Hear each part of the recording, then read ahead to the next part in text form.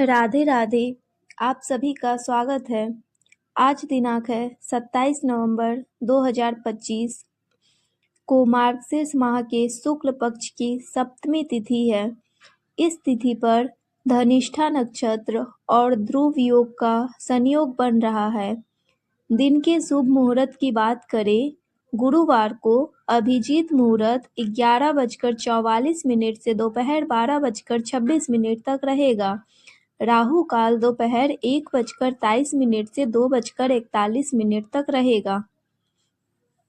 उससे पहले हर दिन की तरह सुनिए सीता नितनेम की कहानी। इस कहानी को सीता माता कहती थी और प्रभु श्री राम सुना करते थे। एक दिन श्री राम भगवान को किसी काम के लिए बाहर जाना पड़ा, तो सीता माता कहने लगी कि भगवान, मेरा तो 12 वर्ष का नितनेम है। अब आप बाहर जाएंगे तो मैं अपनी कहानी किसे सुनाऊंगी। तब श्री राम ने कहा कि सीते, आप कुएं की पाल पर जाकर बैठ जाना और वहां पर जो भी औरतें पानी भरने आएंगी उन्हें अपनी कहानी सुना दिया करना। सीता माता कुएं की पाल पर जाकर बैठ गई। तभी एक स्त्री आई।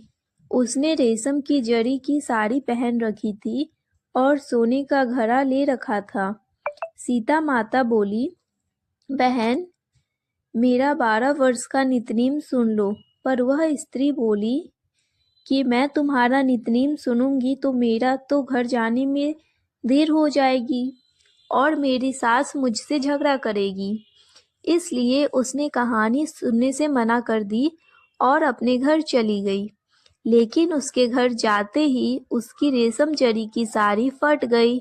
सोने का घड़ा मिट्टी के घड़े में बदल गया। सासू ने देखा तो पूछा, अरे बहू, यह किसका दोष लेकर अपने सिर आ गई है। बहू बोली, माँ जी, कुएं पर एक औरत बैठी थी। उसने अपनी कहानी सुनने के लिए कहा, लेकिन मैंने नहीं सुनी। शायद उसी का यह फल मुझे मिला है। बहू की बात सुनकर अगले दिन वही साड़ी और वही घड़ा लेकर सास कुएं की पाल पर गई। सास को वहीं पर सीता माता बैठी मिली, तो माता सीता ने कहा, बहन, मेरी कहानी सुन लीजिए। सासू बोली, एक बार छोड़, मैं तो 4 बार कहानी सुन लूंगी। तब सीता माता बोली, राम आए लक्ष्मण आए, देश के पुजारी आए, नित्य नेम का नेम लाए। आओ राम बैठो राम, तपी रसोई जीमो राम, माखन मिश्री खाओ राम, दूध बतासा पियो राम, सुत के पलका मोठो राम, साल दुसाला पोठो राम, साल दुसाला ओढ़ो राम। जब बोलू राम ही राम, राम सवारे सबके काम, खाली घर भंडार भरेंगे, सबका बेड़ा पार करेंगे। बोलो श्री राम जय जय राम। सासू बोली, बहन, कहानी तो बहुत अच्छी लगी। फिर कहानी सुनकर सासू घर चली गई और उसकी साड़ी फिर से रेशम जरी की बन गई। मिट्टी का घड़ा फिर वापस से सोने के घड़े में बदल गया।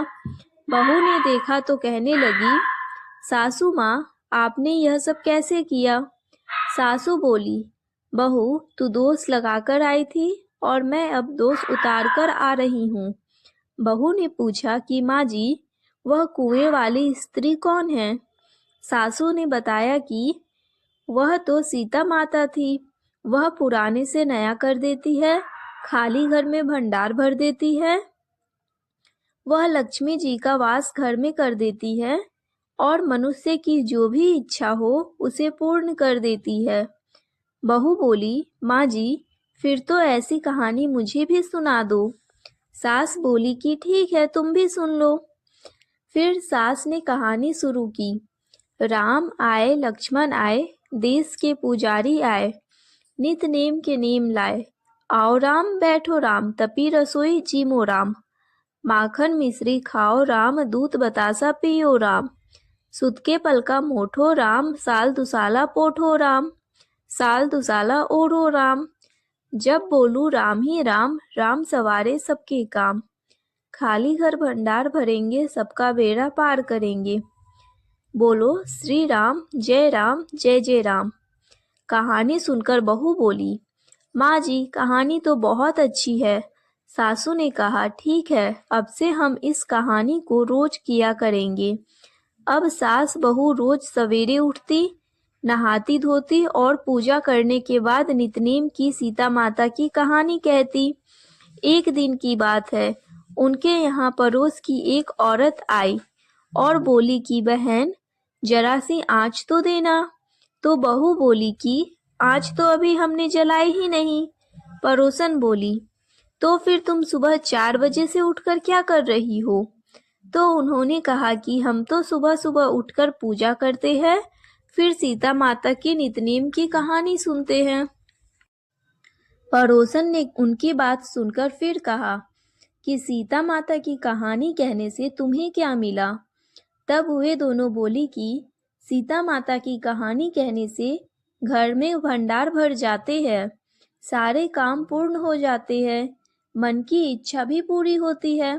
पड़ोसन ने कहा, बहन अगर ऐसा है तब तो फिर मुझे भी कहानी सुना दो। तब बहू बोली कि ठीक है, तुम भी यह कहानी सुन लो। राम आए लक्ष्मण आए, देश के पुजारी आए, नित नीम का नीम लाए। आओ राम बैठो राम, तपी रसोई जीमो राम। माखन मिश्री खाओ राम, दूध बतासा पियो राम। सूत के बल का मोठो राम, साल दुसाला पोठो राम, साल दुसाला ओढ़ो राम। जब बोलू राम ही राम, राम सवारे सबके काम। खाली घर भंडार भरेंगे, सबका बेड़ा पार करेंगे। श्री राम जय राम। पड़ोसन ने इस कहानी को सुना तो कहने लगी, बहन कहानी तो बहुत अच्छी लगी। अब वह पड़ोसन भी नित्य नेम सीता माता की कहानी कहने लगी। कहानी कहने से सीता माता ने पड़ोसन के भी धन के भंडार भर दिए। देखते ही देखते अब तो पूरा मोहल्ले में नितनेम की कथा चल पड़ी और हर किसी की मनोकामना पूर्ण होने लगी। हे सीता माता, जैसे आपने उन सभी के भंडार भरे, वैसे हमारे भी भंडार भरना।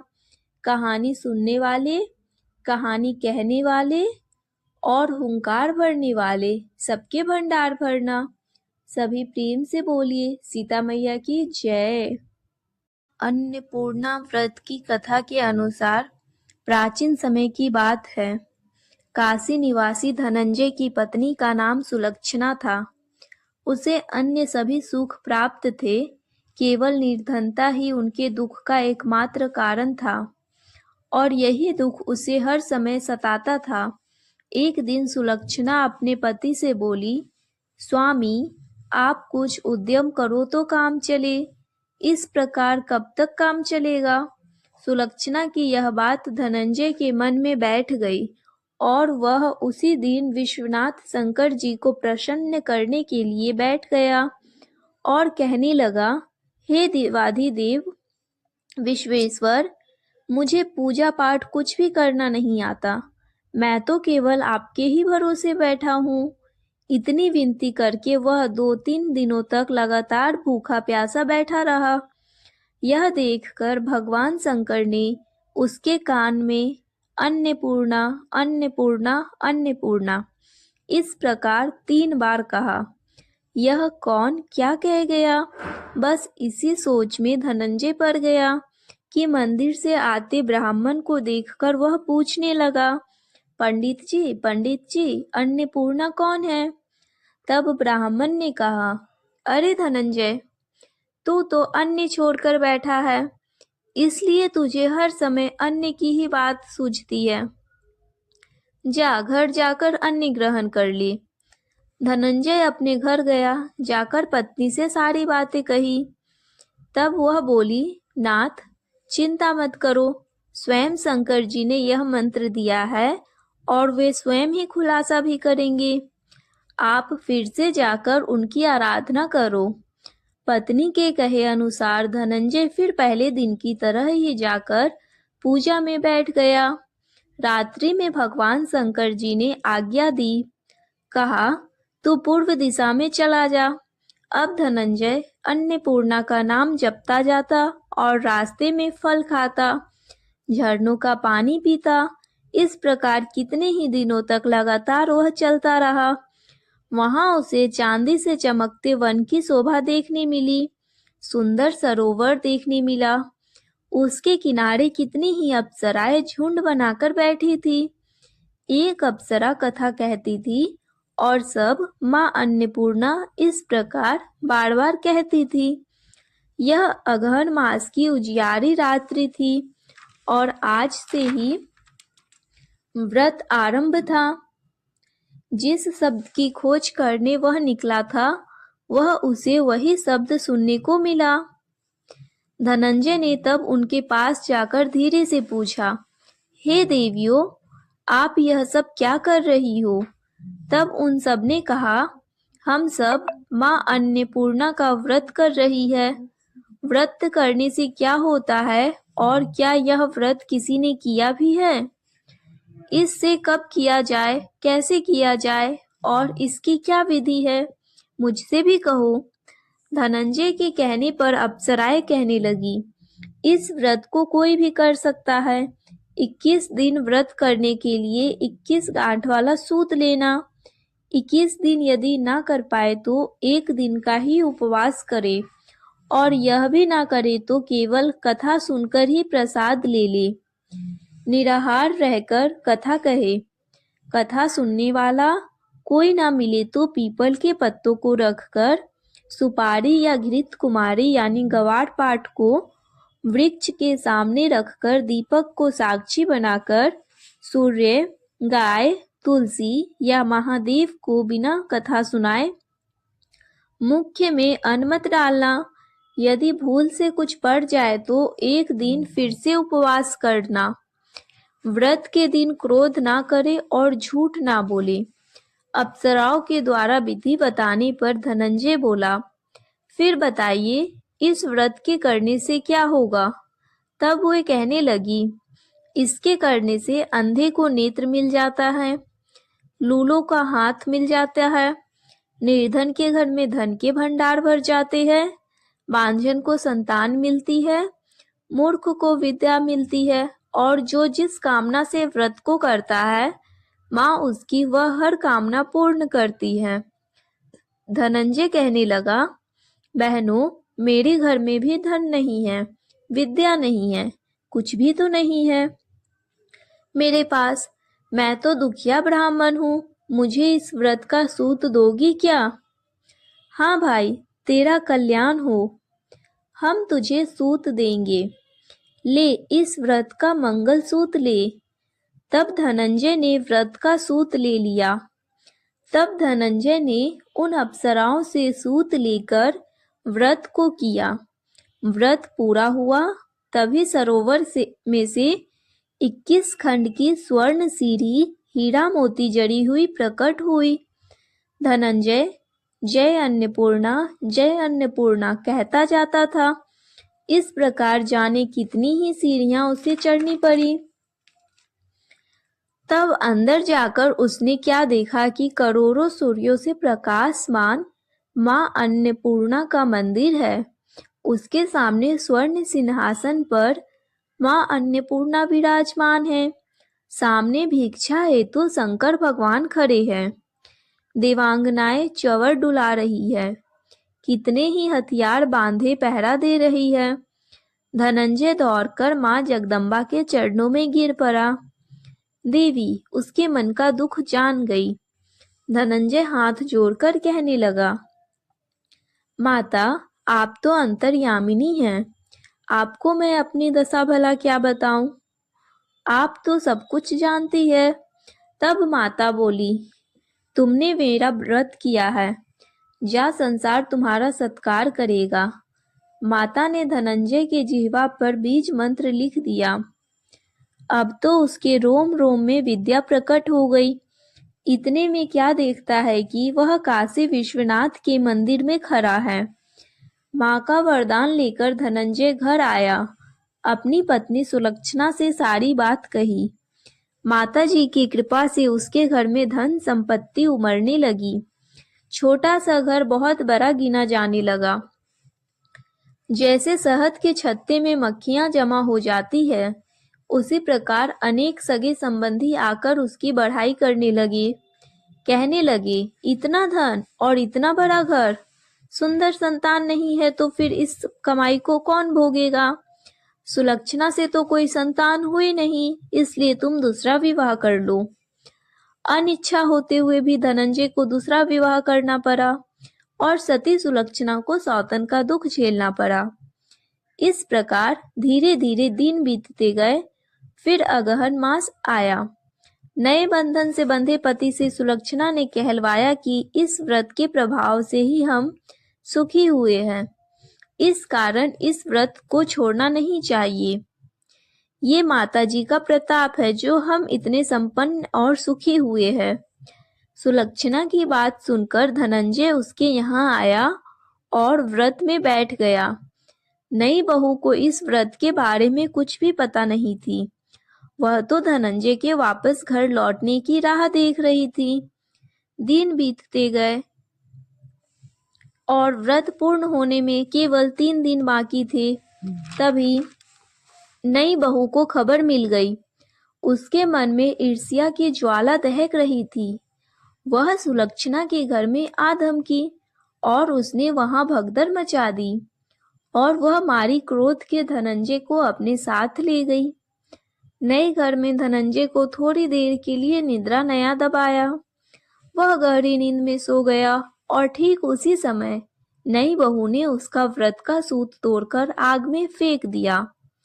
अब तो माताजी का कोप जाग गया। इधर माता क्रोधित हुई और उधर उसके घर में अचानक आग लग गई। सब कुछ जलकर खाक हो गया। सुलक्षणा जान गई और पति को फिर अपने घर ले आई। नई बहू रूठकर अपने पिता के घर जा बैठी। पति को परमेश्वर मानने वाली सुलक्षणा बोली, नाथ घबराना नहीं, माताजी का कृपा अलौकिक है। पुत्र कुपुत्र हो जाता है पर माता कभी कुमाता नहीं होती। इसलिए आप श्रद्धा और भक्ति से आराधना शुरू करो, वे हमारा कल्याण जरूर करेंगी। धनंजय फिर माताजी के पीछे पड़ गया। फिर वही सरोवर सीढ़ी प्रकट हुई और उसमें वह माँ अन्नपूर्णा कहकर उतर गया। वहां जाकर माता के चरणों में करुण क्रंदन करने लगा, विलाप करने लगा। माता प्रसन्न होकर बोली, ये मेरे स्वर्ण की मूर्ति ले, उसकी पूजा करना तो फिर सुखी हो जाएगा। जा, तुझे मेरा आशीर्वाद है। तेरी पत्नी सुलक्षणा ने श्रद्धा से मेरा व्रत किया है, उसे मैंने पुत्र का वरदान दिया है। धनंजय ने आंखें खोली तो खुद को काशी विश्वनाथ के मंदिर में खड़ा पाया। वहां से फिर उसी प्रकार वह घर को आया। इधर सुलक्षणा गर्भवती हुई और 9 महीने पूरे होते ही उसके यहाँ पुत्र का जन्म हुआ। गांव में आश्चर्य की लहर दौड़ पड़ी।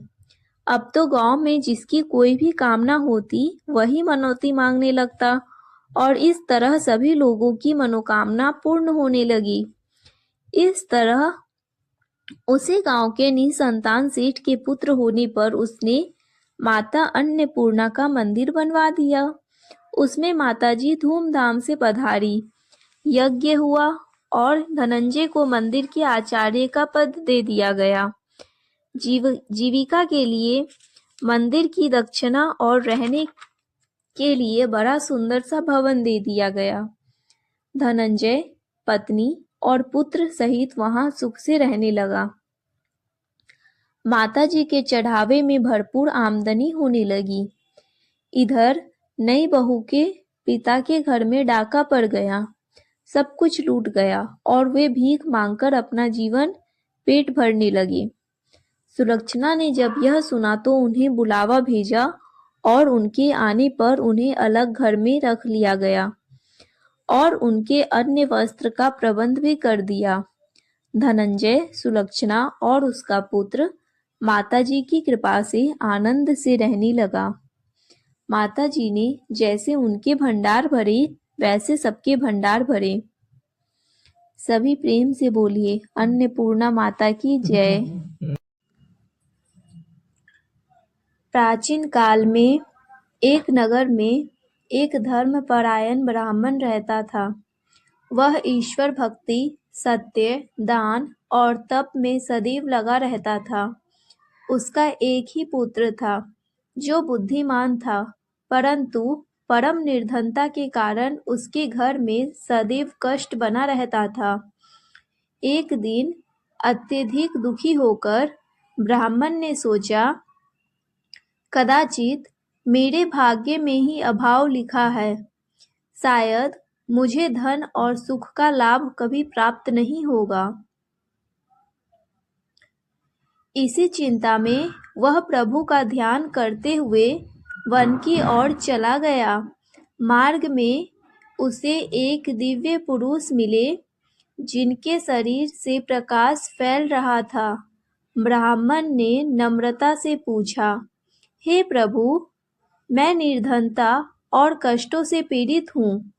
कृपया करके बताइए कि मैं अपने परिवार को सुख कैसे दे सकता हूँ। दिव्य पुरुष मुस्कुराए और बोले,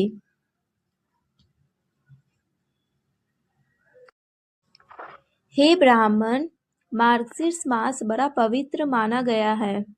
इस मास में भगवान विष्णु और माता लक्ष्मी का विशेष अधिवास रहता है। यदि तुम इस महीने में श्रद्धा से पूजा, व्रत, दीपदान और अर्चना करोगे तो निश्चय ही तुम्हारे घर में सुख और समृद्धि का आगमन होगा। उन्होंने आगे कहा, विशेष रूप से गुरुवार और शुक्रवार को प्रातः स्नान करके श्री हरि और महालक्ष्मी का ध्यान करना, दीप जलाना, तुलसी को जल देना, यह सब करने से लक्ष्मी कृपा अवश्य प्राप्त होती है। साथ ही गरीबों को भोजन कराना तथा भूखे को अन्न देना अत्यंत पुण्यकारी है। इतना कहकर वह दिव्य पुरुष अदृश्य हो गए। ब्राह्मण ने मार्गशीर्ष मास आने पर पूरे नियम और श्रद्धा से पूजा अर्चना शुरू कर दी। प्रतिदिन भगवान विष्णु का नाम जप करता, तुलसी को जल देता, दीपक जलाता और दान पुण्य करता। धीरे धीरे उसके घर में सुख संपत्ति का आगमन होने लगा। उसका पुत्र भी अच्छे कर्मों के कारण योग्य और प्रतिष्ठित हुआ। घर में आनंद, शांति और धन की बरसात हो गई। ब्राह्मण ने प्रसन्न होकर कहा, सत्य ही कहा गया है कि मार्गशीर्ष मास में की गई पूजा और दान का फल अक्षय होता है। जो व्यक्ति श्रद्धा से इस मास का व्रत करता है उसे कभी दरिद्रता नहीं सताती। कथा का फल, जो भी पुरुष या स्त्री श्रद्धा से मार्गशीर्ष मास की यह कथा सुनता या सुनाता है, उसके घर में दरिद्रता का नाश होता है, लक्ष्मी कृपा प्राप्त होती है, परिवार में सुख शांति बढ़ती है, कार्य सिद्धि प्राप्त होती है।